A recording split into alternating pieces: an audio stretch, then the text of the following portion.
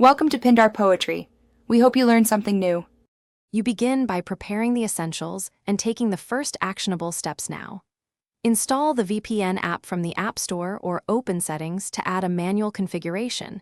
Make sure your device is updated and you have Apple ID access. In the app, sign in, grant VPN configuration permission, and accept any prompts about adding a VPN profile. Once done, tap Connect inside the app or use the new profile in Settings.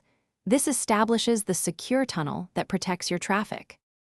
Next, you continue by selecting server and connection details that balance speed and privacy. Choose a server location, closer for lower latency, specific country to access region-locked content.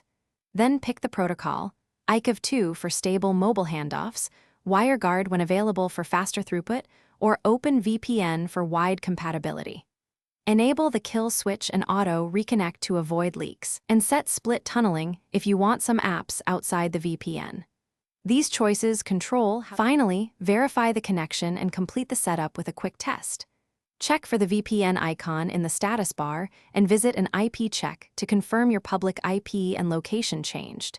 This proves traffic is routed through the VPN. Make sure auto reconnect or always on is enabled so the tunnel restores automatically. If something fails, toggle the VPN off and on, switch servers, restart your iPhone, or reinstall the app. These steps resolve most common issues quickly. Thanks for watching. Consider subscribing if we helped you.